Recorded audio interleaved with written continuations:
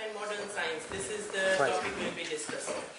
Now, you see, I'm a human being and I cannot promise you that I will be 100% non-biased, but I'll try my best, and I always try my best to do so. And at least I believe that religion should be approached objectively. You see, if it is true, it should stand for itself, and if it is false, then we shouldn't be following it, we should just leave it.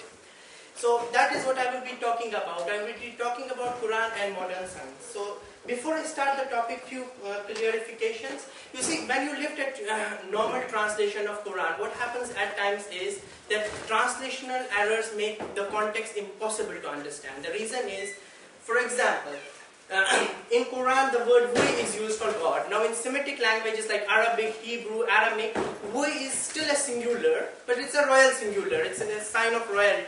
But sometimes when you read it, you go like, oh, "we." Does Quran refer to many gods? No, Quran is perfectly monotheistic. It refers to one God. And these kind of not really translation errors, but sometimes, in course of translating from one language to another, and sometimes because the people who are translating are not familiar with science, are not familiar with modern scientific discoveries, they try to forcibly force Quran in their local tradition or in the Judeo-Christian tradition or other traditions that they are aware of. And in doing so, the verse sometimes does, which sometimes I see is beautifully scientific, becomes ambiguous or even unscientific. So we should be careful for that. For example, samawat, which basically means anything above earth. That was the expression used in the time of Prophet Muhammad for anything which is above earth. Basically universe, everything extraterrestrial. Now they translate as heavens. And first time you go through the word heaven, you go like, oh, is this paradise that we're going to after death? No, this is simply referring to something outside earth. Basically universe, so I would be properly translating it as universe. Or the word "we," I would be using "I" instead. So that there is no confusion is left. I mean, I won't be changing the meaning, but just to avoid the confusion. Okay. Before I can come to the basic subject, again few more clarifications. You won't be able to appreciate how nice Quran is, or is it true or not, if you have something in the back of your head from the media and probably from the behavior of some Muslims that Islam is terroristic. It promotes violence. Violence against non-Muslims, violence against everyone, and violence against women. Now if you're talking of something so violent, it's really, if this is in the back of your mind, you cannot appreciate that it is true. I won't really go deep into this. I'll just quote two verses of Quran to make the point clear. Okay. Terrorism and intolerance. There's a very clear verse in Quran which says, "Let there be no compulsion in religion. Truth stands clear from error." Don't even compel people for religion. There is no question of even compelling people. How do you force, and then how do you become intolerant, and how do you kill? If some people do it, that's their headache. Christianity is such a beautiful message of love, but KKK has used it to promote racism. So people can promote anything in anything. They can fit anything in anything. That's their problem. It's not the problem of Quran or Islam. And then the verse goes on to continue. Whosoever believes in God has grasped the most trustworthy handhold that will never break, and God hears and knows all things. So this is evident truth, and truth is self-evident. Anyone likes to accept it, fine. Anyone doesn't like to accept it, fine. That's between him and God. Nobody should force anyone. Treatment to women. Always you hear about these things about that Muslims are treating women bad. I would agree with that. That in many Muslim countries, women are really treated badly. But what has that to do with Islam? It is their local culture. It's their problem if they don't follow Quran. What can I do about it? And they want to brand it as Islam. That's their problem. You hear of these all forced marriages. Probably in UK, the most 90% of the... I'm not giving you a statistics, but I'm giving you my expression. You feel that all the forced marriages are done by Muslims. Fine, I agree with that. Not all, maybe most. But what does Quran say about it? Oh, you who believe, you are forbidden to marry women against their will. This is for Arabian desert. Don't marry women if they don't want to marry them. Nor shall you treat them with harshness. Don't treat them with harshness. If Muslims do that, that's not my problem. Again, coming to Islamic creed. Okay, before you come to what I really feel is people have been talking many a times about periphery issues related to Islam. What does Islam say about hijab? Okay, relax. Hijab is only a verse, interpretation of a verse in Quran. What is the central tenet of Islam? Nobody looks at it. We only look at peripheral issues here and there. For me, these are not really important issues. Let's come to what is the basic creed, what is the basic idea, worldview that Islam actually gives. The worldview that Islam actually gives is very simple. Like Christianity and Judaism, Islam believes in an all-loving or most beneficent God, and He created everyone. That's fine. Okay, the concept of salvation is there in Islam, but it's a little different. You see, the question is, Islam says one thing, and I think it's a very rational thing. If a concept of salvation depends on Muhammad, Jesus, Buddha, what happens to people who never get to hear about Muhammad, Jesus, Buddha? A person living on a remote island in Africa, is he not deserving of God's grace? Just because he didn't hear about these people, is he going to not attain salvation? So Islam rejects this concept. What Islam says is, anyone and everyone, Muslim or non-Muslim, anyone can get salvation, provided he does two things. He believes in God, and he really worships God alone and loves God the most, and he's good to other human beings and good to his fellow creatures. Now, it doesn't mean that if you purposely, out of prejudice, reject something, then of course you will be accountable for God, in front of God for that. But the basic claim is, we don't judge, God judges, and anyone is open to God's grace. Here, Muhammad is not central in Islam the way Jesus is central in Christianity. God is central in Islam. The second thing is, this knowledge was written on our soul. You would say, how would people know it? The thing is that this knowledge has been written deep down in our soul, what we believe. And of course, you can see, there's a God center in our mind. I won't go into those details, but the knowledge of good and knowledge of God has been written down on our souls. It's accessible to everyone. But God, out of His mercies, chose some people among mankind to remind them linguistically of this message also, so as to affirm their subconscious message, and these people are prophets. Now, prophets came to all over the world. Now, all the prophets brought the same message.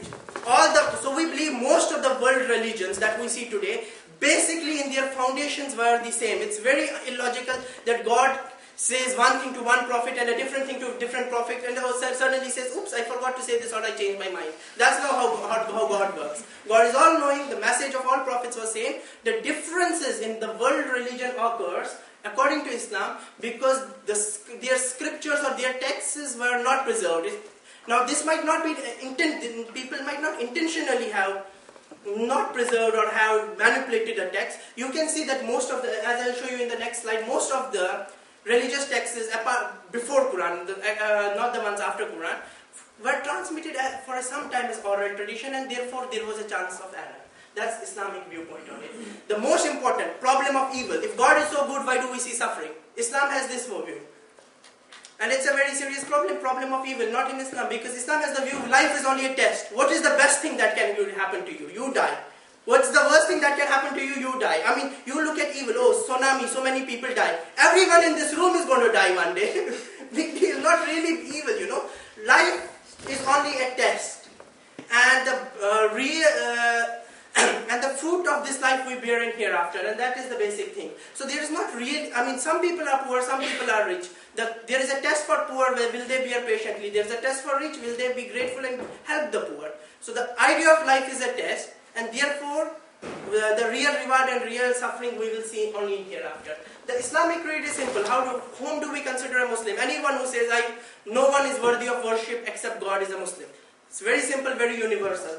To avoid the confusion that has always occurred of confusing that, there is only one God, but maybe the Prophet is itself the God, maybe Muhammad is God. To avoid this confusion, second part of the creed is added, Muhammad is only a messenger, only a servant and messenger of God, so don't confuse him up with God. But the simple and clear tenet of Islam is no one is worthy of worship except God. Okay, this is just as I was telling you. You can see that the texts which were written later on, it's not that one text is superior to other. It's just that, for example, Kitab al-Aqdas, the text of Baha'is, or Guru Granth Sahib, the text of Sikhs, or Quran, they were written in a period of history which was already evolved enough, and so they were written at the time of the founder. So 0 years lapsed between the time when they were written and when the founder was there. Then the next authentic is Gospels, because it just precedes the Quran. It was written 50 to 100 years after Jesus. Hadiths, which is sayings of Prophet, for some strange reason I do not know, they were written 100 to 250 years after Muhammad. Okay, in Islam we differentiate between Quran, which we believe is a revelation from God, and Hadiths, which were sayings of Prophet. Prophet was a human being and his sayings were Quran. And then Buddhist scriptures 100 to 200 years after Buddha. Vedas are special. They were written 900 to 1400 years after their revelation. But it doesn't, of course, mean Vedas are particularly inauthentic. the oral tradition was carried on nicely, but I won't go into those details because that's not my topic. Now coming to the real topic.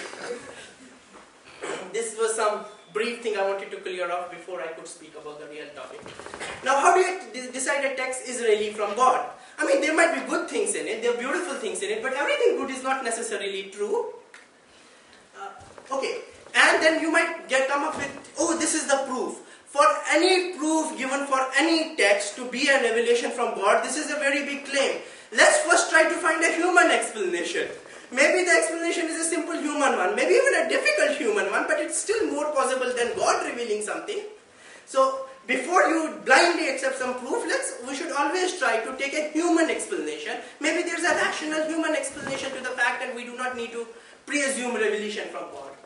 If only forced that there can be no other explanation, then we can maybe accept the hypothesis that this is from God. I mean, it's a very big statement that this text is from God. We should accept it as the last resort.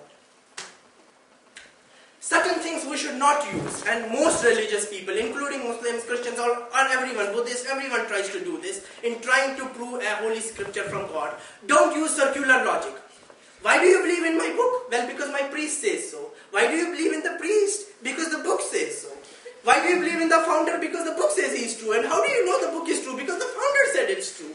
Don't use this kind of logic. It makes no sense. Unless you give me a concrete way to disprove it, and unless you can take and compare your text to something external, not from within the text, it doesn't make sense. Because I can write a text and then claim it to be God. How on earth will you disprove that?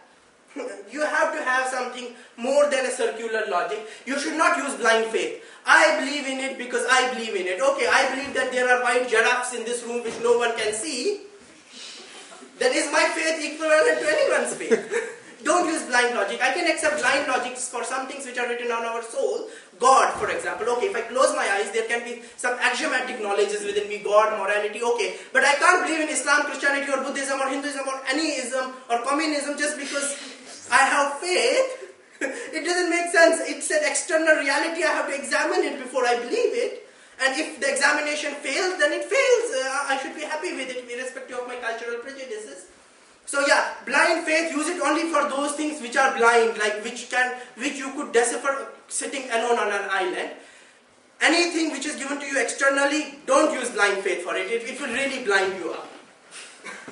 Okay, miracles by miracles. This is another beautiful proof used by some religious people. You know, this text is true because this man flew. We have a cult in India who believes that their founder, who was just probably 100, 150 years ago probably, died and remained, and then he rose up with 50,000 other people, and then they invaded and stuff like this. We have old beliefs and mythologies of somebody carrying sun in his hand and riding with sun. Okay, these look like big miracles to think about it, and the text proves it. Will you believe them? Of course not.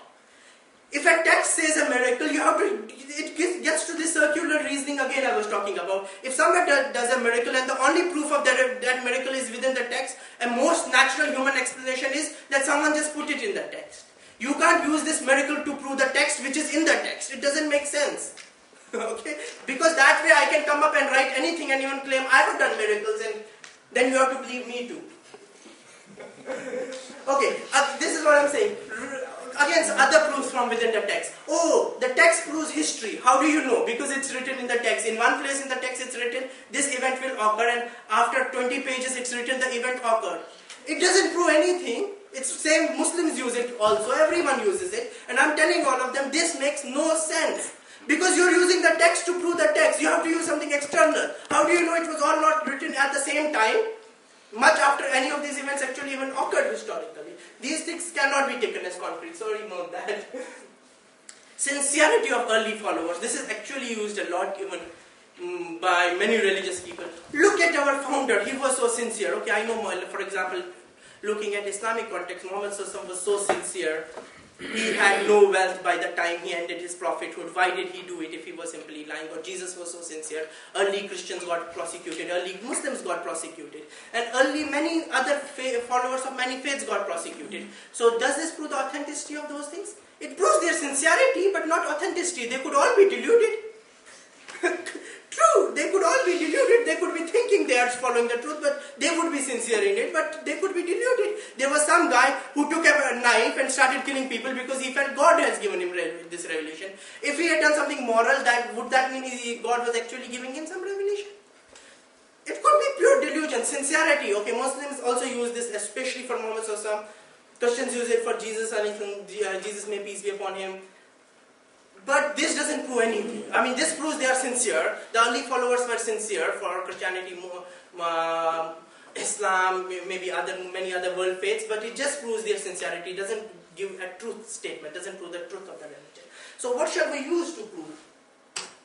Look at something if it's true or not. Okay, first before that, let's look at something which can really prove something false. Okay, if it has internal contradiction through it, it's at least not well-preserved revelation from God. It could be a revelation from God, an error came in, or it could just not be from God, but it's definitely not a well-preserved revelation from God, because one part of it contradicts another. By simple plain logic, it doesn't make sense. It can't all be from God. Okay, this is very important. If anything in the Holy Scripture contradicts a known scientific fact, the scientific fact is true, the Holy Scripture is wrong. Throw the Holy Scripture, it doesn't make any sense. Okay, because the scientific facts, not theories. Don't come up and tell me, well, science keeps on changing. Scientific theories keeps on changing. Scientific facts, to the degree of accuracy they are established facts. And we know them for 100% to the degree of accuracy we know them. If anything in the scripture doesn't match with the scientific fact, the more likely thing is that the scripture is wrong. Rather, we are sure about the fact that the scripture is making a mistake here. I'm not saying I'll give the scripture the benefit of doubt. Try to check for translational errors. See if there can be a metaphorical meaning. But if there is something explicit, then there is something explicit. And if it contradicts a known scientific fact, finish. You know that it's not from God 100%. Now, there can be a nice proof used for verifying if a scripture is really from God. What you could use is external scientific data. You see, one of the nice things I found, and that's what will most of my talk be based on. If God revealed scripture to anybody, even 1400 years ago, 2000 years ago, 20,000 years ago, whenever the first human, maybe probably 50,000 years ago, God knew all the science, okay, before we discovered it. So the founder might not have understood it, but if the revelation was from God, there would be scientific statements which would be accurate even today. And when we verify them against the data we have today, it should turn up very accurate. And this, especially if this scientific data could not be gathered at that time. I mean, if we can consider all the possibilities, could they get the data from here? Could they get it from, there was some science in Greece, in India. Was it possible, conceivable that this data could somehow have leaked in? If it is, then we will accept the human explanation.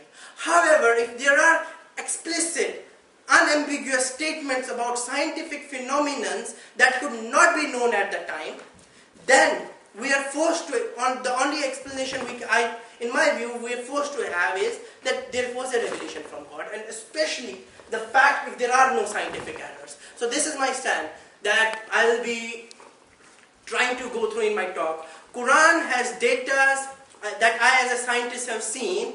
Okay, I would particularly not like to be religious. In fact, it's more fashionable in the scientific community to be atheist, and that would be a better stand for me in terms of my face value. But I'm just forced because I cannot run away from an explanation that there are scientific phenomena very unambiguously mentioned in Quran that could not be known at the time of Muhammad. He was an illiterate prophet in Arabian desert who in no way could have access to this knowledge. I'll come to some of the facts which he could have accessed, but some of the facts, there's no way. And plus, I do not find a single scientific contradiction in Quran. Okay, I'm not talking about, there might be some things which appear so by the translation of it, but when I try to take it to some of my reference and I go like, okay, translate it to me literally. don't give me an explanation. It comes up scientifically accurate. I still claim that if I find a scientific contradiction, a contradiction which contradicts a known scientific fact in Quran, I'm not talking of ascientific things like which are basically not related to physical world. Anything, a truth statement about physical world in Quran, which if contradicts a known scientific fact, I will leave Quran and Islam that very moment because I don't want to follow something which is false. I mean, it doesn't make sense that why should I follow something which is false.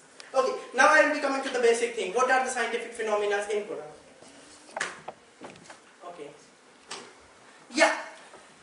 Okay, take the shape of the earth. What does earth look like? It looks approximately like a sphere, but it's a spheroid. It's an ellipse rotated around one of its axes. Okay? And the closest object, there might be other objects, I don't know, but one of the closest objects which mathematically can be called a spheroid is an egg. Because you see, the earth is not perfectly a sphere. It's bulged at the equator because of its rotation. It causes a centrifugal force which bulges it out. And therefore the equatorial diameter of earth is more than the polar diameter and it's kind of bulged in one way. It somehow, so mathematically or topologically, I mean not topologically, but yeah, analytically it resembles an egg the most. I mean, because it's a spheroid. Okay. Now, what does Quran say about the shape of the earth? And the earth more so ever he, that means God, has shaped like an egg. Okay, now could Muhammad have known it? Yes, he could have known it. How? Egg could have been a guess, but the fact that earth was spherical, it wasn't a common belief. It wasn't known in the times of Arabia. There were some Greek philosophers and some people in India who probably thought, at least I know of one person in India who thought earth was an egg. Now, his works weren't translated in Arabic.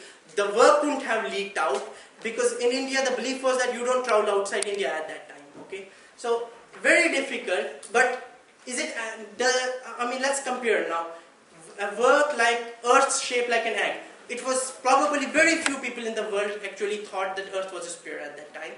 Nobody thought it's like an egg. So maximum they could come to is that Earth is a sphere. But egg resembles a sphere, so maybe this was a coincidence, a likely coincidence, okay, very unlikely, but still possible. Compare this to the fact that this is a revelation from God. I think let's go with the fact that the knowledge somehow leaked and the egg part of spheroid thing was a guess, because revelation from God is a very big claim to be established just by this statement. Let's come to something else. Okay, sun, moon. Now we know moon travels in the orbit around Earth in 27.3 days. Sun also travels in an orbit and moon speed by the way is 1 kilometer per hour. Sun also travels around the center of the Milky Way with a speed of 207.2 kilometers per second. It takes 226 million years to complete an orbit, unlike moon's speed of 1 second and 27 days. Interestingly, moon has occurred 27 times in Quran. 365 for moon, Mount 12. It doesn't really mean anything, but it just an interesting fact. Okay, this doesn't prove that Quran is divine. Anybody can put these numbers easily in a book. Okay, these things. So moon circulates around Earth, common knowledge. Sun circulates around the center of Milky Way galaxy, known very lately to modern scientists. What does Quran say about it? It is God who created the night and the day, and the sun and the moon, and all the celestial bodies orbiting each in their rounded orbits. Further, the sun and the moon follow courses exactly computed. Okay, it's nice that we know Newton's law and probably general theory of relativity, which interestingly I work on. It's to quantize it somehow, of course. But yeah, the thing is that these moon and sun, their orbits can be exactly calculated with general theory of relativity. Now, could Muhammad know about it? Okay, moon he could easily know. What about sun?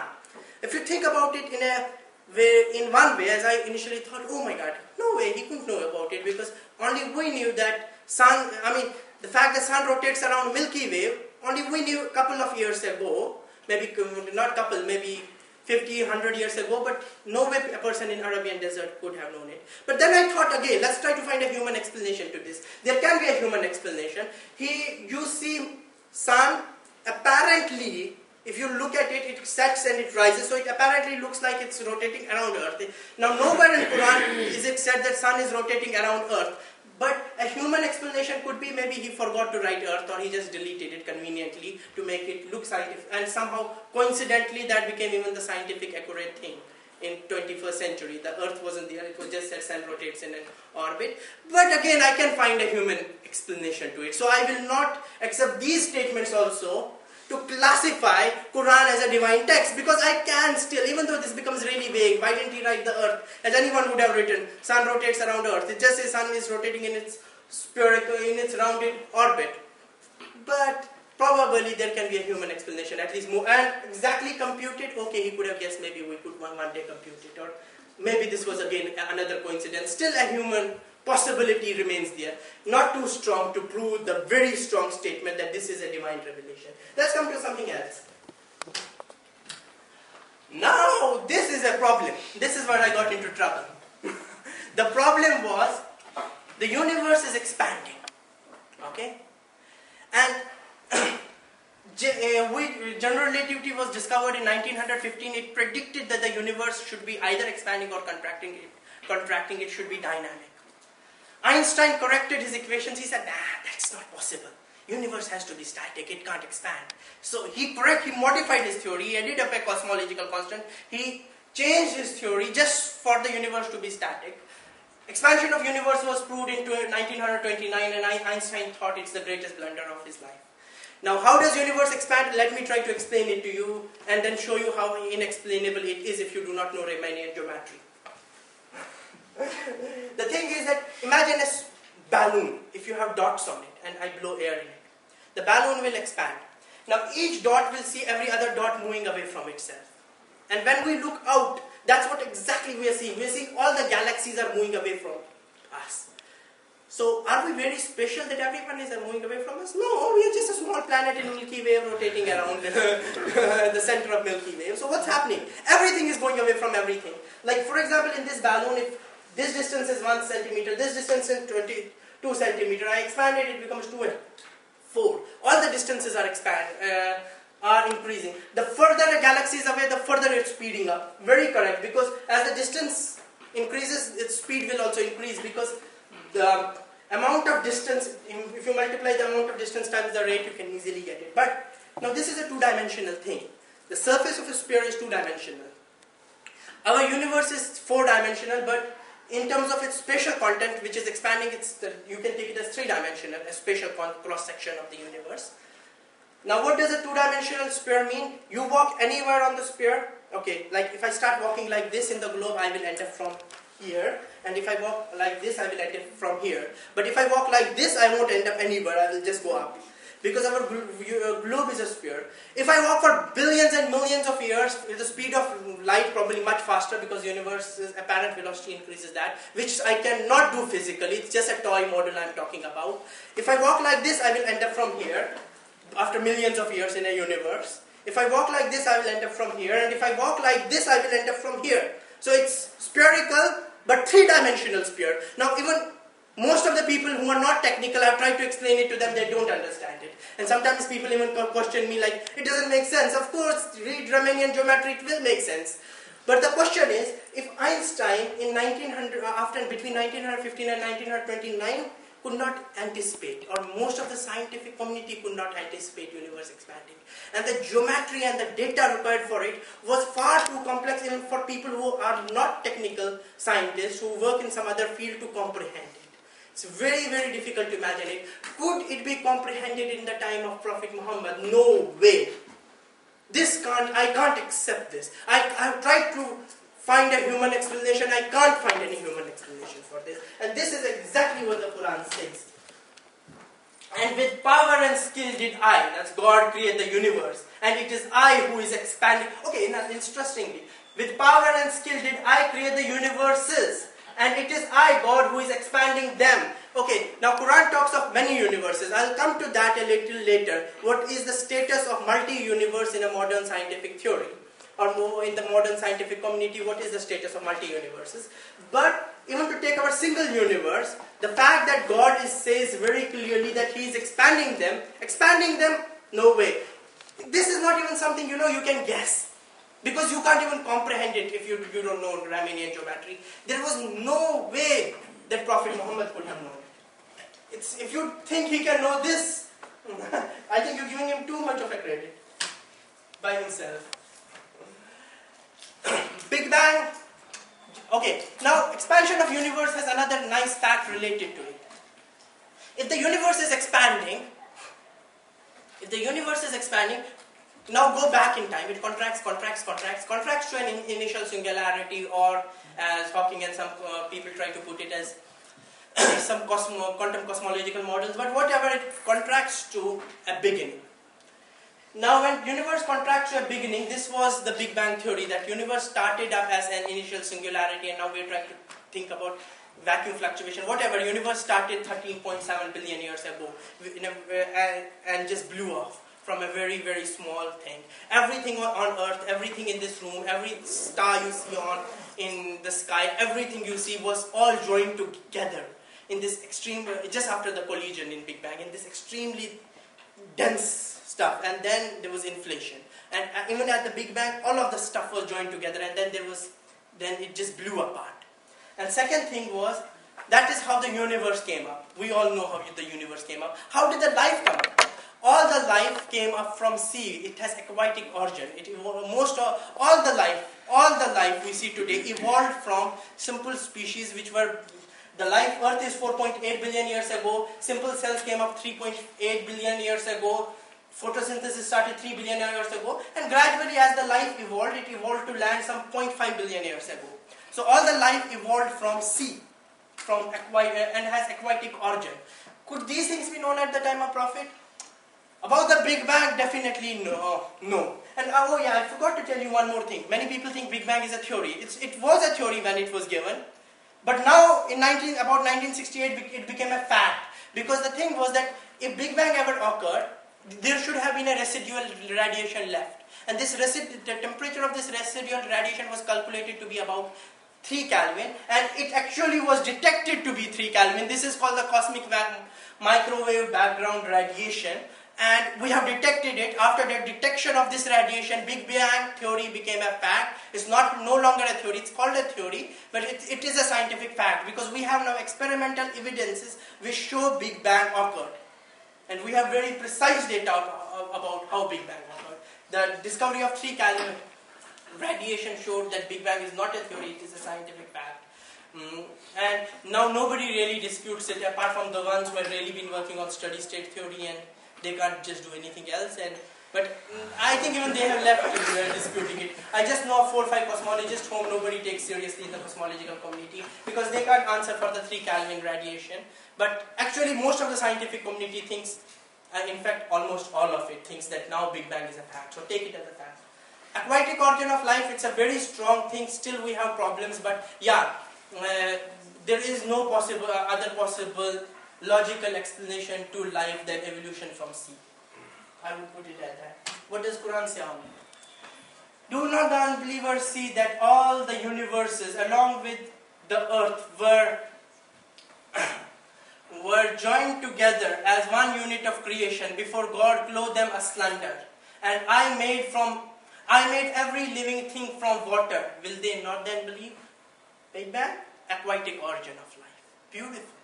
I mean, if I was trying to talk about Big Bang to people in Arabian desert, there was no other better way I could say that, okay, everything you see in this room, on the earth, and all the universe up there, and more than that, there are many universes, all of them were joined together, and then God blew them apart, and then all the life you see, it originated from water.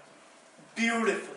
I'm really struck by the beauty of this verse. Another thing, again, the thing about universes comes, I want to explain it a little later. Let's come to something more understandable. This was about Riemannian geometry, and apart from experts, it's very difficult to understand it, but this is something which is common knowledge, which can be understood even by non-experts.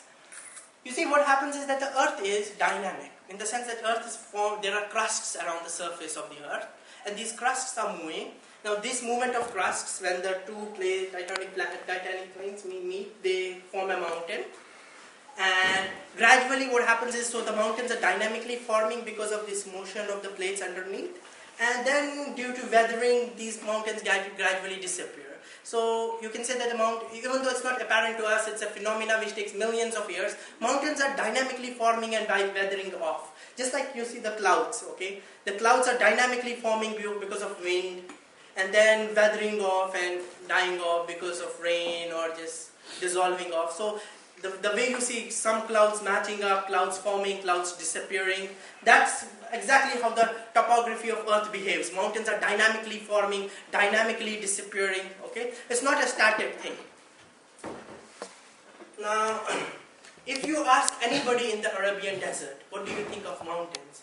The firmest thing that they could think 1400 years ago was a mountain. They saw the stars, the planets moving, they saw everything changing, but mountain? No way. It was mountain, it was huge. That's probably, if you wanted to give an expression that something is immovable, you would call it a mountain 1400 years ago, because the idea was that this was the only structure you saw and you thought it to be the most permanent structure. Now what does Quran say? You see the mountains and think them firmly fixed. As I said, you would think them, Arabian people would think they are firmly fixed. You see the mountains and think them firmly fixed, but they pass away like the passing of clouds. Such is the work of God who perfected all things. Surely God is well acquainted with all that you do. With all that you do. Yeah. So, this is shocking for me, because this goes even against the common sense of those people. I mean, the last thing they could think of is a mountain being a dynamic structure, and God actually says this. The last thing you can think of is of a mountain is that it's dynamic, but it actually is dynamic. It is not static. It forms and disappears like clouds form and disappear. So this is beautiful. If try to think, and this is something which is an affirmation against the common belief. So even though the common belief, the common sense, everything you can think of tells you this, no, but it is this. And science actually came to know that it's this. We know now mountains form and disappear. So for me, this is just shocking, this verse. I don't think there was any way Prophet Muhammad could have known it apart from revelation from God. Okay, pairs in plants as well as in nature. We know that plants have both male and female parts. We know that all particles have their antiparticles. Okay, every particle that you see out there in nature has its antiparticles, and nature occurs in parity. And if supersymmetry is true, then all particles will have their supersymmetric counterparts. But in any case, nature occurs in parity. And definitely plants do have male and female pairs. Now, I tried to research about it. I do not know when this was discovered, but I would guess not at the time of Prophet, because the fact that plants are living was also disputed much after the Prophet. I mean, there were people coming up with arguments that plants are not living, and only very late, I mean not very lately, but it took some time for the scientists to come to know where the plants are living. So it would be very unlikely that people knew this. But again, the fact that I didn't find it, of course it could have been there, and I should admit that this is a possibility. I mean, I have not been able to find it, but maybe you can find it, and this might have been a possibility that this knowledge could have existed.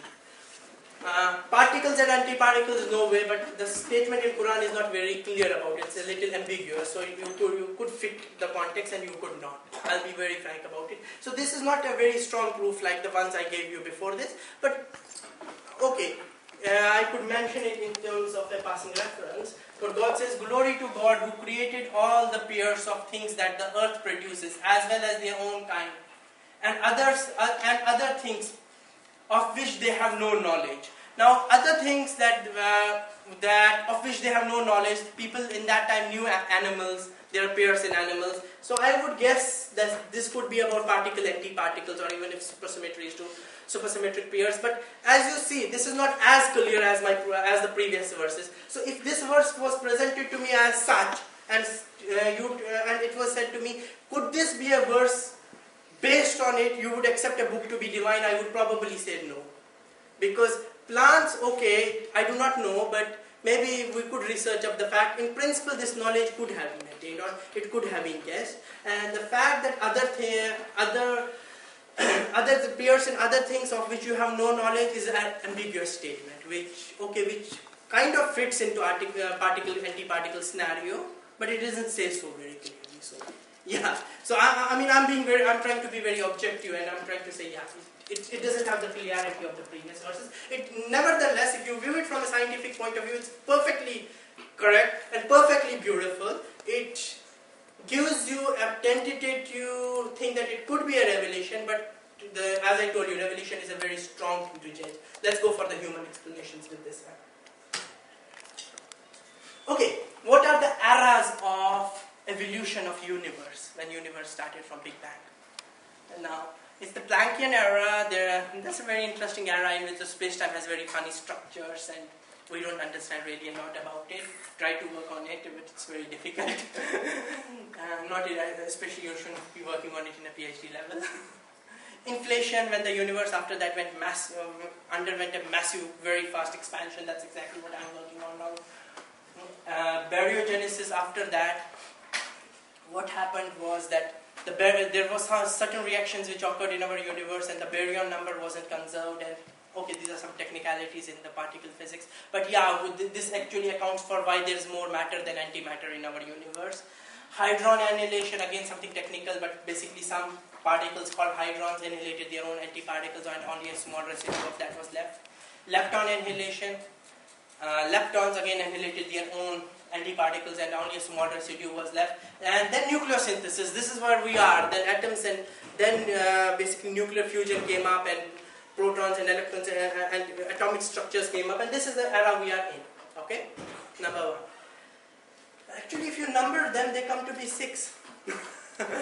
Interestingly, in the Genesis of the Old Testament, there is a mention of creation of world in 6 days, but the problem is that these are not 24-hour days. These are very, very small periods, are very long periods, billions of seconds or billions of years. So they're not actually specifically days. They are lengths of periods. But the number 6, I should admit, in Old Testament does match. The only thing is, again, another thing that doesn't match is the fact that you have the idea that in Old Testament about God resting on the 7th day, and the detailed description of what was created on 1st, 2nd, 3rd, 4th, 5th day.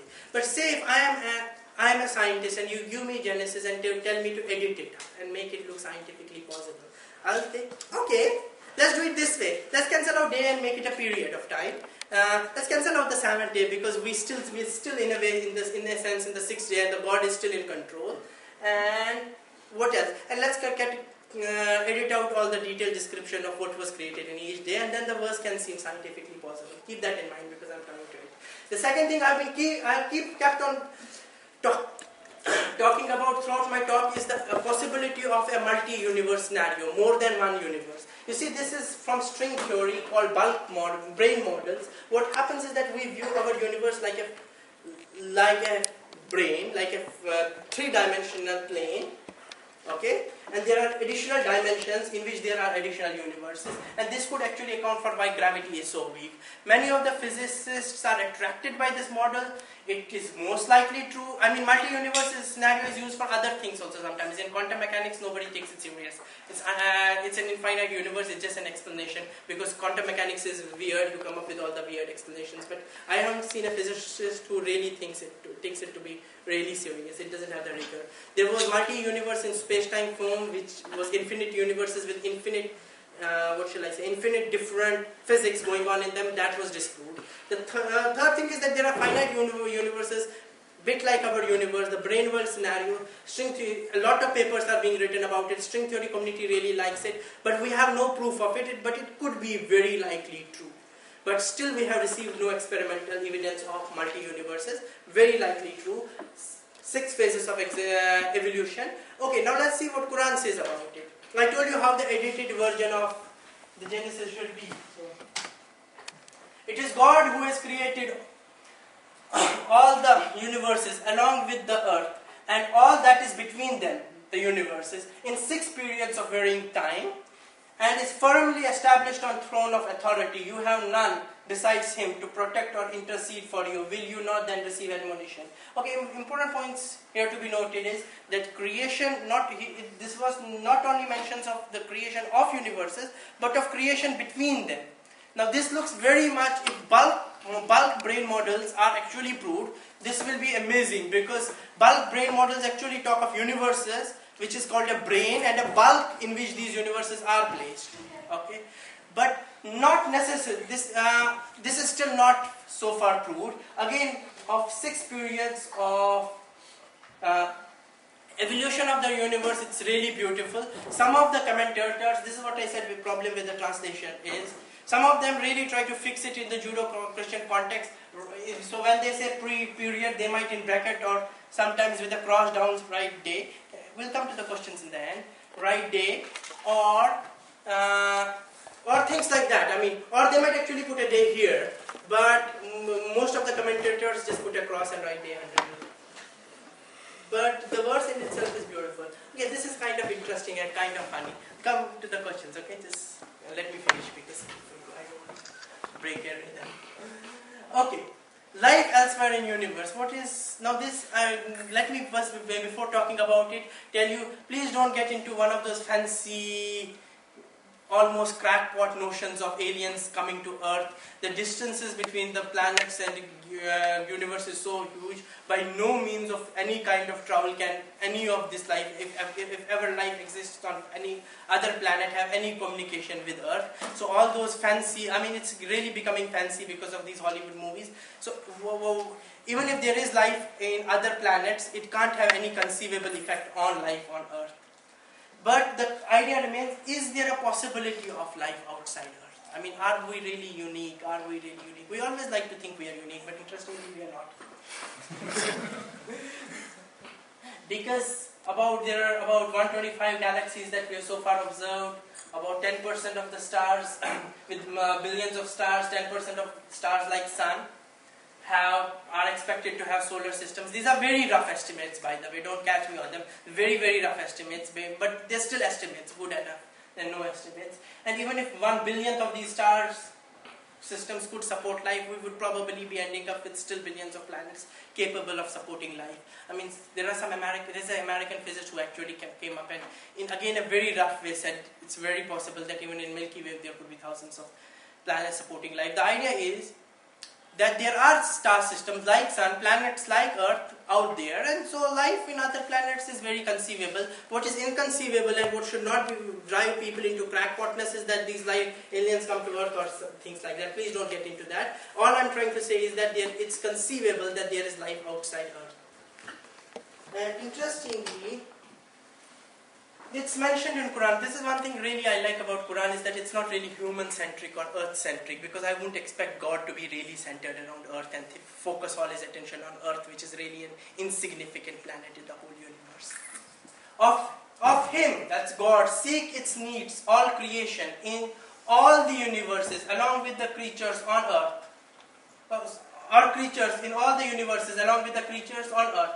Every moment he is in a new state of glory. So it does mention of this fact, but yeah, as I said, it's still something like the brain world scenario, which is beyond the scope of present day science. It might be true, but we cannot pass an affirmative statement on that. And therefore, by the kind of logic we are really using, that we're trying to compare Quran with scientific facts, it doesn't prove or disprove it, and yeah, it's not really very directly related. Okay, we've been talking about science. Before I come to the conclusion, I want to talk about a bit of history, because I'm not against using history for text, but what I initially mentioned was, you shouldn't be using history from text to affirm text. Okay? If you have a neutral source of history, you can compare it with the text. And many a times you can find a human explanation to it. People could just note and write down history. But there was an interesting phenomenon that I noted in Quran, which I thought I could mention in this talk. You see, in ancient Egypt, they used hieroglyphs, okay, writing by symbols. Now this language died about 400 AD, about 394.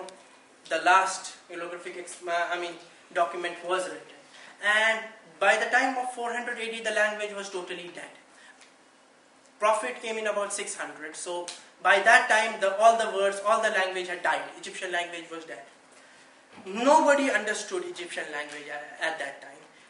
Interestingly, in 1799, a stone was resurrected. It was which dated back to 196 BC, and it had inscriptions in Helography, another language, and Greek. And it was, so using this stone, the whole language was revived, and they could reconstruct the language.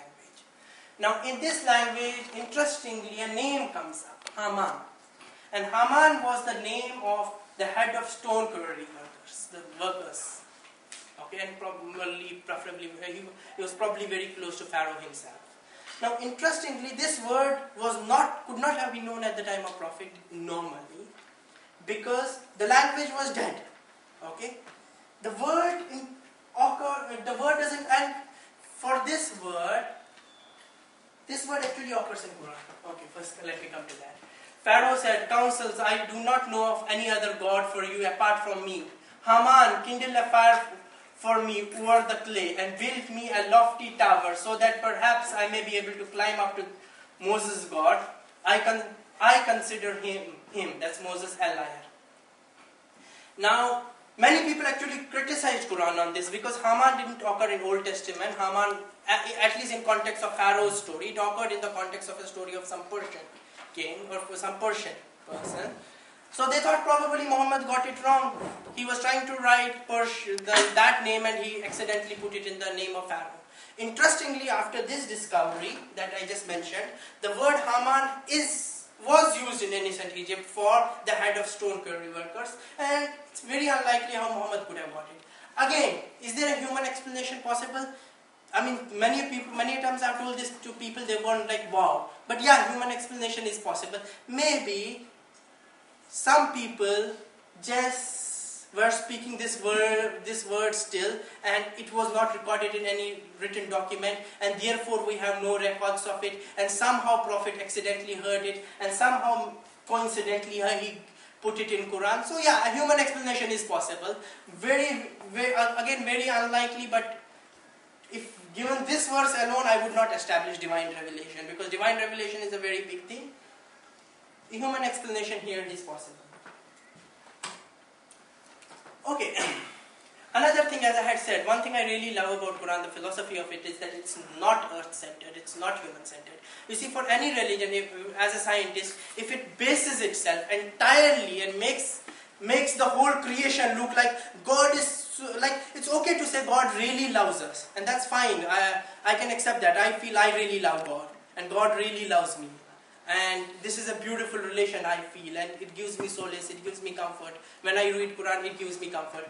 But to say that God is only bothered about me, you see, God is great and He can love me more than what even I can conceive, but yet not be centered around me. To say that God is centered around humans, and the purpose of creation is centered around humans, and the whole universe is centered around humans, is not a concept a scientist feels easy with. That's why actually, this is the reason Hawking gives for, one of the major reasons he gives for him being an atheist was he can't conceive of such a God. And to be really frank, this is an uncomfortable situation. It's more uncomfortable than a conspiracy theory that Obama, America, and all the world is bothered about what few of us are discussing here, and they are having special meetings over here. I mean, that would be more conceivable than the God who created such a big universe to be totally centered around Earth. Or humans, for that matter. This is the beauty of Quranic philosophy I like. Certainly the creation of all the universes and even the earth is a greater thing than the creation of man, yet most men do not know it. Okay, you men, you think you're special, but even the creation of earth, leave alone the whole of universe, is a greater thing than your creation. And this is a non-human centric philosophy, and I just think it's very scientifically tangible. It's something which a scientist would like to hear. Okay, conclusion. I'll just tell you a few facts about how Quran was written. For example, if you're trying to write a book, you would normally write chapters of it and then plan it up and write it. It's very unlikely. If you face a problem, you will write a verse. 20 days later, you will write another verse. And just before your death, the book fits into a coherent plot. And exactly that's how Quran was written. Some practical problem used to come to the Prophet, he used to get a revelation. Later on, some other revelation. They were not even in the sequential order, and just before his death, the book was complete. Okay, that's a beautiful fact if you analyze it. But initially, I really thought it to be a strong point. But then when I objectively analyzed it, I said there is a flaw in this point. The flaw is, how do we know about this happening. We know about this happening because of hadiths, okay, which are Islamic recordings of the Prophet. They are religious in nature. I can't blindly trust them unless I get the same thing proved by a secular source, by a source which was probably against Islam. Because still, this could have very well been made up. Not very likely, but yes, could be.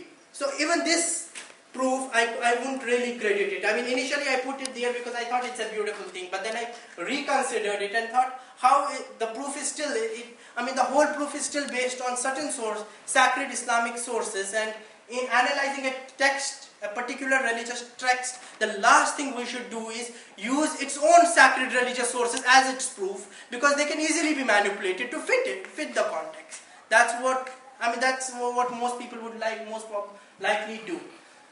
Now this is where I would like to end my talk.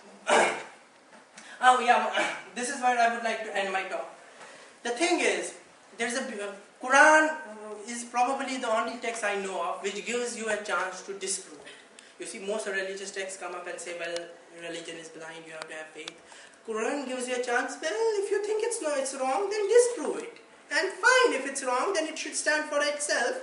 If it's right, it should stand for itself. And if it's wrong, then leave it. And this is what a verse in Quran says. And if you are in doubt as to what God has revealed from time to time to my servant, that's Muhammad, then produce a chapter like this and call to your helpers, if there are any, besides God, if your doubts are true. But if you cannot, and of surety you cannot, and then the verse goes to say that you should really fear punishment if you're blindly rejecting something out of prejudice, and you should be ready for God's reward if you do good things. Again, here in Quran, the first person is God, the second person is Muhammad, and the third person is other people addressed. This is the general context of Quran.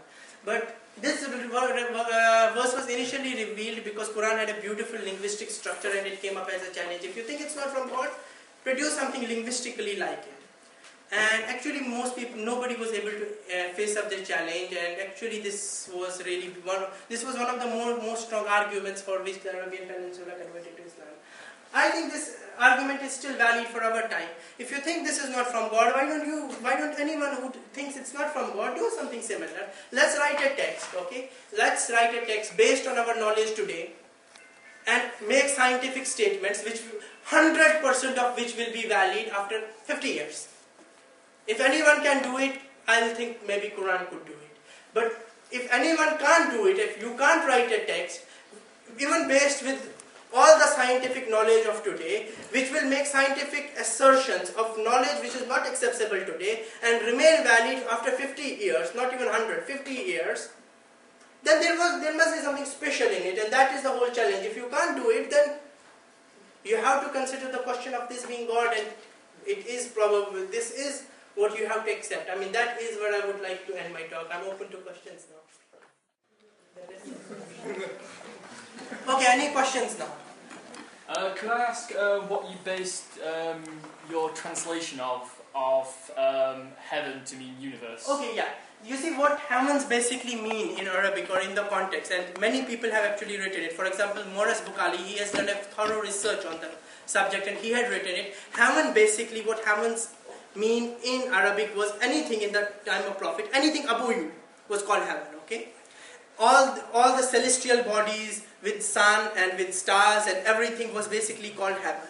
So if you see what is this thing above you with sun and stars and everything, that is our universe. So it is actually universe. It's not like it is not, and many people have translated it as universe. But even when the people who translate it as heaven, they don't mean any paradise, they mean the thing you see above you, because they then go on to say in heavens there are stars and sun and moon and all the celestial bodies. So it's not that I'm specifically I'm referring to some translations which some people have done. It's not that I'm translating heavens as universe, I'm translating word samawat, which correctly fits the context of universe rather than heaven. So I'm not translating heaven as universe, I'm translating samawat as universe rather than heaven. And when people translate it as heaven, they still mean universe. It's just that they're sticking to an archaic word which is good for people in literature, and I am a scientist, I feel very uncomfortable with these words. Yeah, go on. You wanted to ask a question. I have another copy of the Quran here, and I think it's a pretty bad bad translation. Oh yeah, I know some of the translations, and if you see the index marks, they are horrible. I agree with that. It's very difficult to understand, but most of the verses that you quoted, I could find, and they were sort of the same as the ones you had.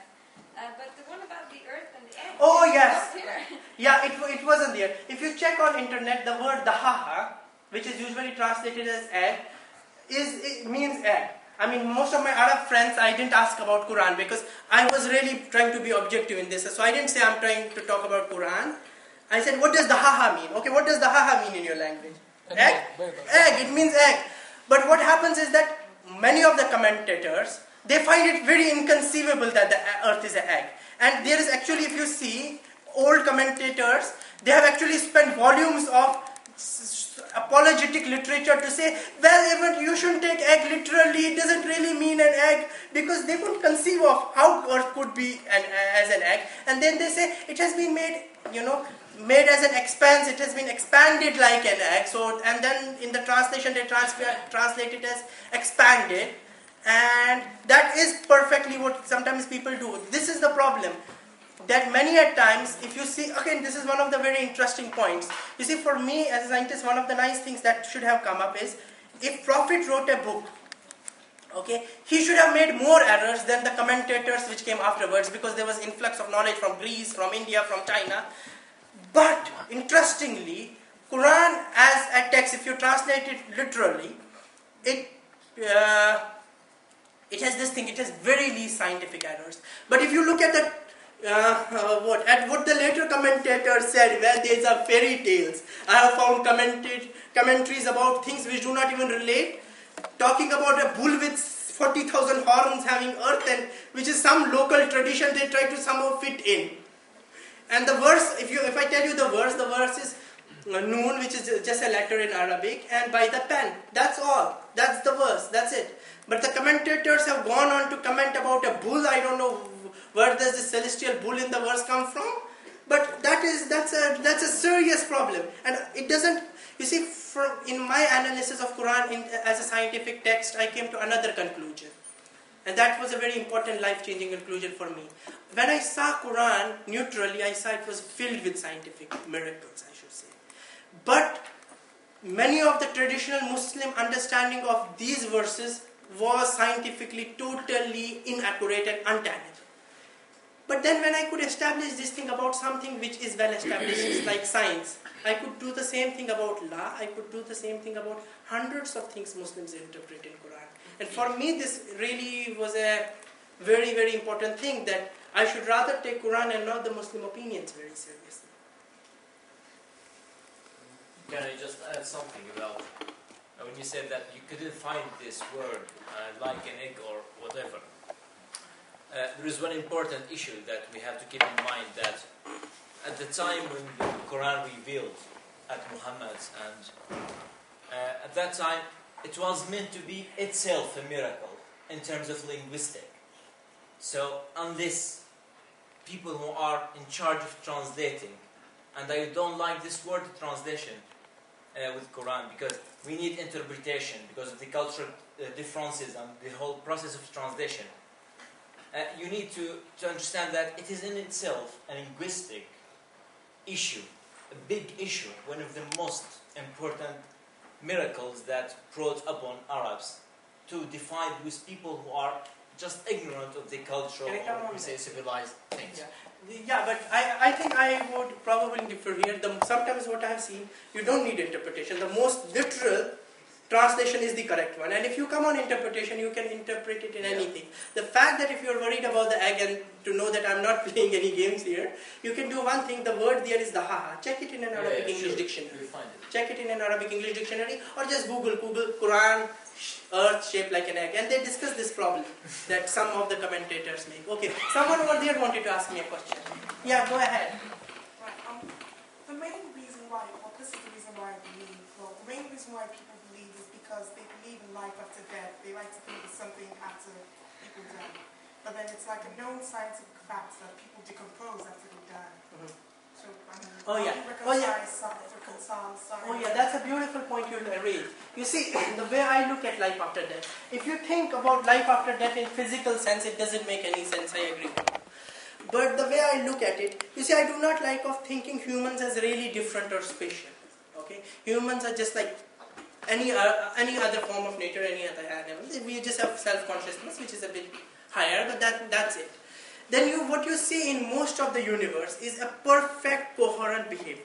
Okay, you see perfect coherence, but you see an apparent incoherence in only one thing, that humans have self-consciousness and humans have a sense of good and bad, and humans have somehow this statement written in their mind that good things should happen to good people and bad things should happen to bad people, and sometimes when you look out there, it's not how it is. And so what is the basic reason? The reason is that we do think that there is life after death. Consciousness survives. But does consciousness survive in the physical body? Of course not. The life hereafter is something which we have no way of comprehending in this world. Okay? We believe what Islam and this is not basically a scientific or an anti-scientific fact. It's a-scientific because it's not saying anything you can't go to a laboratory and test it. But you can philosophically arrive at it in this sense that if the ultimate reality has made a coherent universe, and you see a gross incoherence in how things are dealt with, like good things shouldn't be happening to good people, and probably people who really do gross injustice, they should be somehow taken to account. You kind of can believe in hereafter. But when you're talking of hereafter, please don't think in physical senses. There's a hadith, there's a saying of Prophet which says nothing of hereafter resembles this world, only their names are similar. There is no way, the way consciousness survives after that, it would resemble this world. I mean, we have very limited understandings of this physical universe, which we know very perfectly. 3D, space, 1D, time, moving, and other things. We can't even comprehend what's 5D universe. At an imaginary level, we could do it mathematically. But the basic point is this. It's an a-scientific fact, I agree to it. It's not a scientific or an anti-scientific fact. Science cannot say anything in terms of life after death. But it's not something which you should imagine coming from this physical body. There is something, it's very conceivable that your consciousness after death survives in some form which you do not know. And that is what we believe. That the consciousness survives in some form which we have no idea of. And then you see, like Christianity, Islam does have the idea of resurrection. But the idea is that you should not imagine it in terms of any of the physical facts you know here. This is something about when probably the universe will be annihilated and a new set of laws, a new set of dominion will be established by God. And the way our consciousness will survive there is not to be taken physically. That's what I should say. Yeah. Anyone? Oh, yeah. Do you have an idea of what God's purpose might be in conveying scientific facts to people, knowing that they won't come to understand them for however long? Oh, that's a very nice question. Why did God convey scientific facts? I can answer. There are, I think, two major points here. The first point is that whenever God gives a revelation at a particular time, what happens is that He gives signs to the prophets so that people can recognize they are true. Now, the miracle of Quran at the time of Arabs was purely its linguistic miracle, because these people were familiar with poetry, and when Quran came, linguistically it shocked them. Okay, and that's why they accepted it to be a revelation from God. I think the purpose of God is that in course of time, as the civilization evolved, we have come to a point that linguistic things don't really matter. What really matters to us is scientific data. And this is probably God's plan, that in this age, these facts should prove that this book is a text from God. Number one. Number two, this is something which you would expect. I mean, irrespective of whether you understand it or not, for example, irrespective of whether you understand it or not, if you talk to me and I have some pre-knowledge of something, even if I'm trying to convey something else to you, these facts will sweep in. And the way these facts are swept in the verses of Quran, if you read the whole context, they are just passing references. Okay? So the fact is that God knows that universe is there. God knows every single scientific phenomena of the universe. And Therefore, it's very likely when God speaks to us, it should be scientifically accurate. I mean, it would be very inconceivable for me to think God speaks and He makes scientific blunders. More conceivable, the text is not from God. Yeah. Ooh, 3 hands. 4 hands. Okay, let me go with the front hand. And then I'll come to Ali. Yeah, like there are some scientific theories which say that the universe is winding down, like the sun is burning out and things like that. Does the Quran have any verses on the end of the world or anything? Okay, what does Quran say about the end of the world? I could come on to this, you see.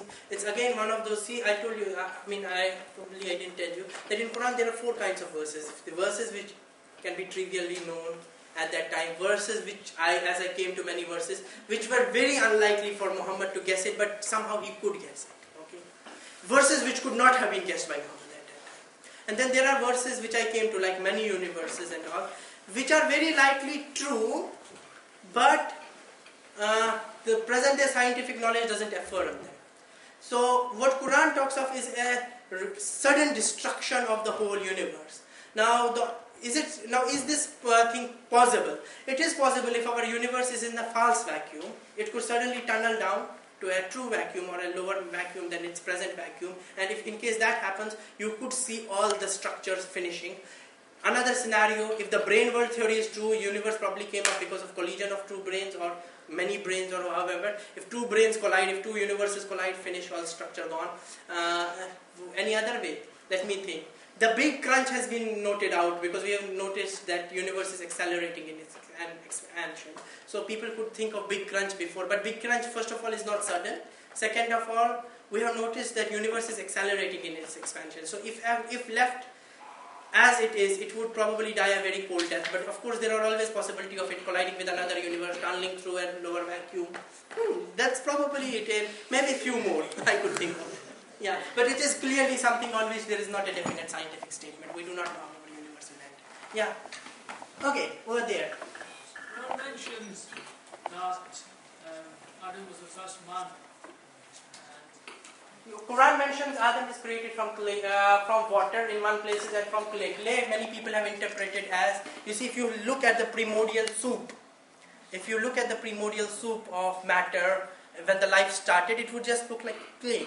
So this is, and it also says that God created all of us, from water, from this primordial soup which resembles a clay, and then from a drop of water, which basically is the male fluids, what God is talking about here.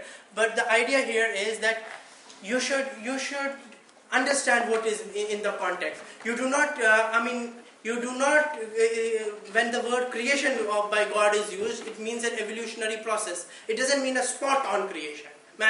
So yeah, Adam could be the first person, or is the first person according to Islam, which attained this perfection, that self-consciousness was perfectly retained. How does that link to the theory of evolution? I told you how it links.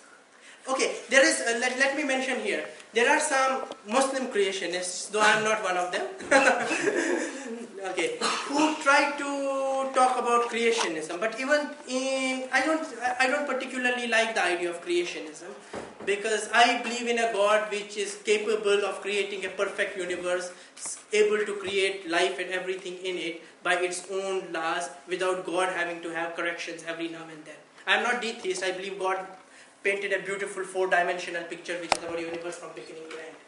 Okay. But even Muslim creationists, I would tell you, only picturize Adam to be a miracle. That's not my position. I'm telling you the position of Muslim creationists, if that is your question. The Muslim creationists picturize Adam to be a miracle, and they get the verse in Quran which says, the similitude of Jesus in front of God is that of Adam. He said to him, be, and he was. So they say, okay, we believe Jesus was a miracle and Adam was a miracle. These were the only exceptions to the general process of creation of life, which is of course evolution. There are others like me which believe in complete scientific thing, and with the fact that the whole universe is capable of supporting each organism by the laws of universe, it's capable of the whole of the life can be created without any corrections needed thereof. Yeah. Anyone else?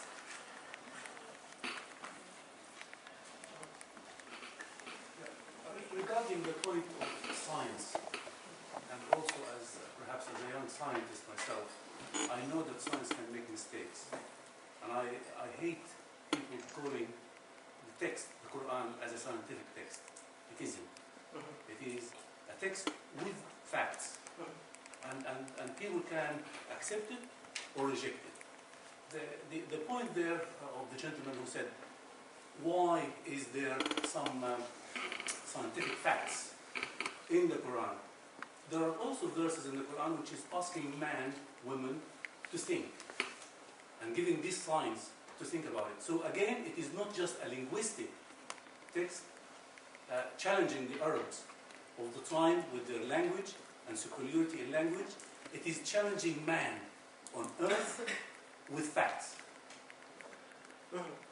Okay, yeah, with all due respect, for your opinion, I would disagree with the fact that, as many people put it, that science changes, science can make mistakes. You see, what most people don't understand is science by itself is comprised of these two things, and I'm very sure you will agree with me on this. There are scientific facts and scientific theories. And as I pointed out, there are some things which were theoretical, which are subjected to change. But scientific facts, in the degree of accuracy they are known, are 100% true. There is no doubt that they can be wrong.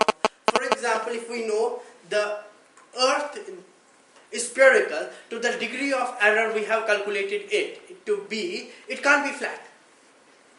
It can't be flat. It can't be any other shape. There is a possibility that we might get a more accurate picture on some variations here and there, and that's why in any scientific theory, when you mention a figure, like I didn't mention it specifically here. For example, if you go for Big Bang, it's 13.7 plus minus 0.12 billion years. We're not sure of plus minus 0.2. We might make that is a possibility of error. We know our limitations. We say where the error is. But you would agree to me, for example, if anybody says there is no way we can come to know like something very weird, like electrons don't exist, or electrons have positive charge. No. Electrons have negative charge, this is a fact. And all I was mentioning was scientific facts are true. Now, Quran is not a scientific text, definitely not a scientific text. It doesn't give you any proof. It doesn't work as a scientific text. A scientific text is a text. I agree with you 100% there, that it doesn't say like, this is calculated this way. It doesn't give you a methodology. Science is based on a methodology. Quran is a text containing scientific facts and some things which could be likely true from our understanding. We can't make certain statements about it. But my understanding was that Quran's, those statements which are proved true, speak as a miracle for themselves. Yeah, Quran does speak about, I agree with you again there, about people going out there and investigating nature. Have Muslims always done it? Muslims have come up sometimes with good narratives. There have been great Muslim scientists. There have been commentators who have written ridiculous things. I mean, Islamic civilization is a human civilization. It has errors like a human civilization. But my whole point here was Quran is divine. I have no problem with the greatest Muslim scholars making mistakes. They have made blunders. But those commentators were not scientists. Many of them, yeah, they were not scientists. I mean, the word scientist as such came up very late. I mean, initially, you know well that all the disciplines were joined together. If a person studied philosophy, mathematics, everything, because it wasn't so much. And now we have super specializations, and it's just the hierarchy of knowledge as you know it. Can I? Yeah. Any more? Can I just add something there? Yeah, sure. In the Quran it says that go and seek knowledge. Yeah. Read. Yeah. Means do your research. Those people who gain their strength from the Quran. If you look at the era right after the Quran, the glory of Islamic days, there were so many scientists that the text was being copied in the European, and that has been in previous lectures, has been shown that what the West considered the black, dark ages, those were the times that all the text, the Islamic research that was coming into the West, those were not the dark ages. So in Quran, it basically says, go look, research, do the research. Why don't you discover Yeah, I agree with you that there are verses which encourage people to seek knowledge in Quran. But let me come to this thing in a very important way. First of all, what Muslim civilization did, okay, it took off knowledge from China, from Greece, and from others, India, and it amalgamated it, it developed it. True, there was a golden period of research, and brightness in Muslim civilization, like there was a brightness in Indian civilization, in Chinese civilization. China was beautiful when the whole of the world could not even anticipate it. They had discovered paper. Beautiful discoveries in India when most of the world wasn't there. Roman civilization was beautiful. World civilizations have been beautiful. But for me, these are all human developments, you see, and Islamic civilization is also a human endeavor. Muslims had their beautiful contributions, and then Western civilization, the European civilization was beautiful. I do not like considering our civilization as many a times people use this word very vaguely, Western civilization. I don't consider our civilization in 21st century as a Western civilization. I think after globalization, it is our global civilization. I see civilization started in China, India, Rome, Greece. Muslims did a good work of unification. Europe did a good work of developing science and taking it to the world, and now it is a global civilization. There are scientists all over the globe. Every part of the globe is a part of the civilization. So I think somewhere by the end of World War II, or maybe around that time, the civilization and a bit after that really became global, and it is our civilization. So probably for me, I link more to this civilization. That's fine with me. But yeah, Islam had a very glorious period. But my talk wasn't, I'm not particularly interested with what Muslims did. Fine, they did great things. And they're dead now. But the Muslims are past. I am interested in, is Quran divine or not? Okay, this is not a human effort. This is a divine text. And that is what I was trying to show in my talk. Yeah. Yeah, go on. So, are you basing the Quran as being a divine text based on scientific reason only? Because I